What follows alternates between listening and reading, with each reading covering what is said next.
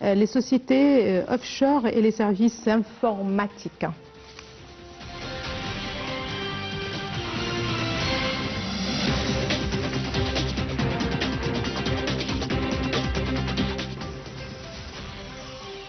Eh bien, pour plus de précisions sur ce dossier, nous avons le plaisir d'avoir avec nous en ligne, en direct, M. Hazem Assam, qui est un expert en économie.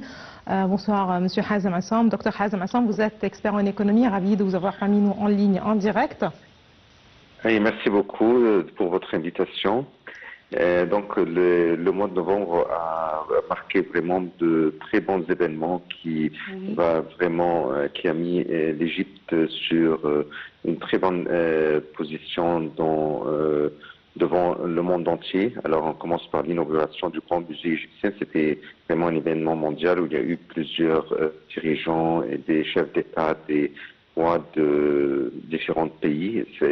Ça donc, on a vu après donc comment le tourisme le nombre de touristes a bien augmenté. On a connu aussi la signature, bien sûr, de offshore avec Dr Mustafa El-Bouli, ce qui, par exemple, prouve que l'Égypte offre d'excellentes opportunités aux compagnies étrangères de venir investir en Égypte. On a une bonne plateforme. Oui, justement, c'est le ministre des Télécommunications, Ahmed Tallah, qui vient de parler justement des atouts de l'Égypte.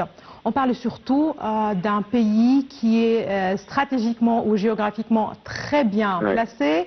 On parle aussi de tout un parcours dans la transformation en digital, dans la préparation de l'État, que ce soit pour l'infrastructure telle qu'on le connaît, physique, et l'infrastructure aussi digitale.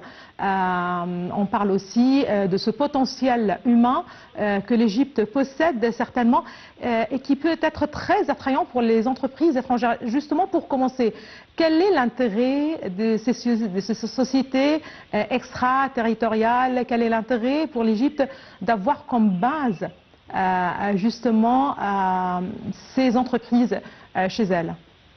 Alors d'abord, il y a là la preuve que plusieurs entreprises étrangères viennent de monter leur hub ici en Égypte. Alors première chose, d'abord, l'Égypte jouit d'une grande population, 110 millions d'habitants. Il y a une grande partie des Égyptiens qui sont très qualifiés, des main-d'œuvre qualifiées et à des prix très difficiles à concurrencer, donc des main-d'œuvre très qualifiées.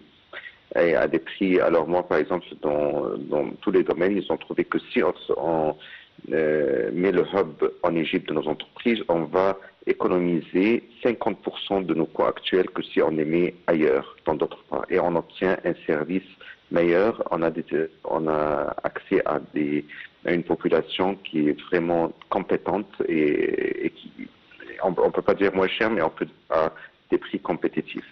Voilà. Ça, c'est une chose. Deuxièmement, l'Égypte, c'est très bien, géographiquement, est très bien positionné. Nous sommes en Afrique, mais on est lié avec l'Europe, avec la mer Méditerranée, à travers la mer Méditerranée, avec l'Asie à travers la mer Rouge.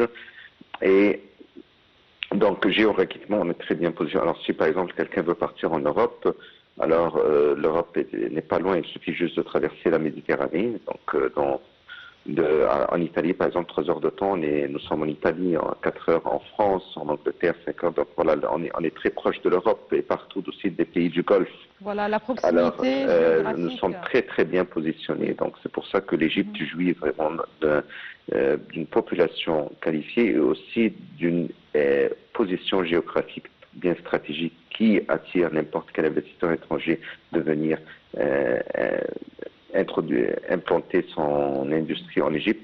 En plus que maintenant l'État, la vision de l'État maintenant est d'ouvrir et facilite toutes les tâches pour que les étrangers viennent investir en Égypte. Donc pour toutes les démarches gouvernementales et la transformation en digitalisation.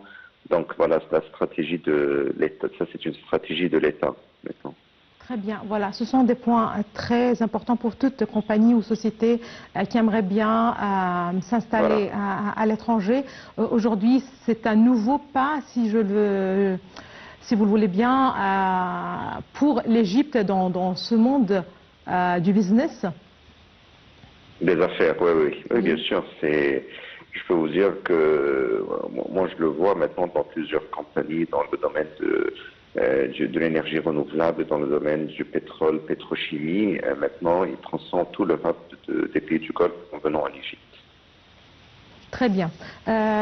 Justement, l'Égypte, comme vous l'avez justement précisé, est un marché très intéressant, très encourageant. Vous avez parlé du coût. Certainement, il faut bien rappeler que ça n'a rien à faire avec la qualité offerte certainement à ces entreprises. Dr Moustapha Madbouli a certainement parlé, outre la proximité géographique de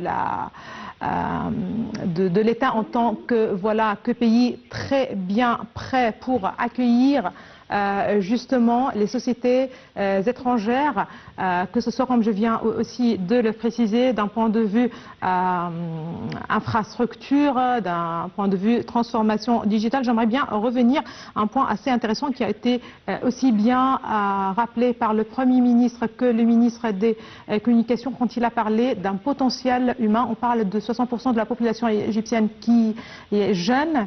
Voilà, oui. C'est la jeunesse égyptienne qui reste le potentiel le plus important du pays. Il a parlé des investissements énormes qui ont été justement fournis au cours des dernières années. Ils ont aussi insisté sur le fait que les responsabilités ou les engagements plutôt financiers de l'Égypte ne l'ont pas justement empêché de poursuivre ce chemin vers un développement. Quel est l'intérêt pour l'Égypte pour attirer ces compagnies? Alors, pour attirer l'intérêt sur l'Égypte, premièrement, on trouve maintenant des opportunités de travail. Donc, ça va bien sûr réduire le taux de chômage. Et ça, c'est d'un part. Donc, il y aura bien sûr des opportunités de travail pour toutes les jeunes, pour tous les Égyptiens diplômés et qui sont bien formés. Deuxièmement, on leur donne aussi accès à une culture, d'avoir une culture internationale, d'avoir une excellente formation qui vont mettre leurs connaissances à la pointe et collaborer avec la pointe de la technologie. Et qui sont bilingues ou multilingues. On a bien aussi précisé ceci. Voilà ce qui reste aussi un point très intéressant pour tout. Oui. Voilà, pour tout. Soit des trilingues ou trilingues, mais aussi il y a des compétences. Alors les Égyptiens, ils sont bien sûr compétents, bien formés, bien éduqués. Ils ont un excellent niveau d'éducation qui leur permet maintenant de collaborer avec ces compagnies-là. Et la preuve, on a beaucoup d'Égyptiens qui travaillent maintenant à l'étranger, dans les pays du Golfe, qui demandent seulement que des Égyptiens qui viennent. Parce que d'abord, ils sont qualifiés, ils sont bilingues, trilingues, voilà comment c'est, et ils arrivent à répondre aux besoins du marché du travail. Tout à fait. Voilà. Docteur Hazem Hassan, merci de rester avec nous quelques petits instants. Nous allons rester toujours avec l'Égypte, avec tout ce qui a rapport avec l'économie, si vous le voulez bien. Cette fois-ci, nous allons parler d'un autre événement, puisque c'est le Premier ministre Moustapha Madbouli qui a inauguré ce matin la 6e édition du Salon et de la conférence internationale du transport intelligent, de la logistique et de l'industrie, un salon qui se tient sous le slogan « L'industrie et le transport ensemble pour réaliser le développement durable ». Et ça aussi, c'est un mot clé, le développement durable. Ce salon bénéficie d'une large participation internationale avec 500 entreprises mondiales issues de 30 pays prenant part à cette édition.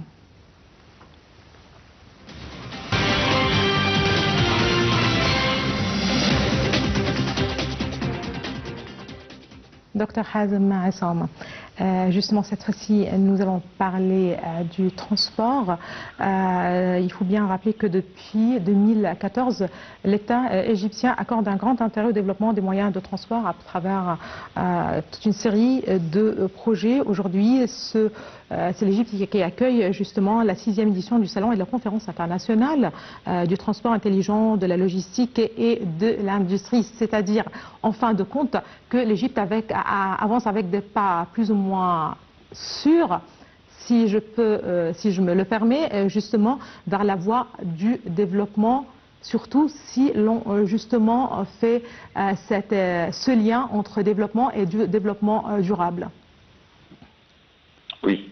Alors, bien sûr, pour le transport, alors, comme c'était la vision stratégique de l'Égypte depuis 2014, quand M. Abdel Fattah al-Sisi est arrivé au pouvoir, alors là, bien sûr, son idée vraiment était de connecter l'Égypte par des moyens de transport qui sont très avancés, bien à jour pour le confort du citoyen égyptien, qui facilite vraiment la tâche pour qu'il puisse, et aussi non seulement le citoyen égyptien, mais aussi pour les investisseurs étrangers qui viennent ici. Alors n'importe quel investisseur étranger qui va monter son affaire en Égypte, la première chose qu'il demande, comment c'est acheminé, est-ce que c'est accessible, combien il met de temps pour y arriver à son lieu de travail. Alors auparavant, les gens, par exemple, il y avait beaucoup d'embouteillages, alors ils mettaient vraiment des heures et des heures pour y arriver. Et maintenant, c'est fini avec tous les moyens de transport, soit l'état des routiers, soit le transport en commun, soit les rails de chemin, soit les trains, le métro. Maintenant, l'Égypte, partout, tous les gouverneurs d'Égypte sont bien acheminés par des moyens de transport qui sont très avancés et qui répondent aux demandes de citoyens égyptiens et aussi aux investisseurs étrangers. Alors, ce qui aussi a participé à encourager ces investisseurs de venir investir en Égypte. Très bien, tout un réseau, justement de transport qui a été développé au cours des dernières années. Et pour ce salon en particulier, c'est très intéressant de rappeler encore une fois qu'il s'agit d'une importante participation internationale de compagnies ou d'entreprises à l'international. On parle de 500 entreprises mondiales issues de 30 pays et qui ont pris part justement à cette édition. Je vous remercie infiniment, monsieur ou docteur Hazem Hassan, vous êtes un expert en économie. Je vous remercie infiniment pour toutes ces précisions. Je rappelle donc Madame, Monsieur, que depuis 2014, c'est l'État qui accorde un grand intérêt au développement des moyens de transport. Le monorail du Caire, le premier en Afrique, est un méga projet destiné à décongestionner la capitale et à réduire la pollution. Il s'inscrit dans le cadre du plan de transition vers le transport vert. Voilà. À présent, nous allons passer aux élections. Nous allons passer aux élections législatives.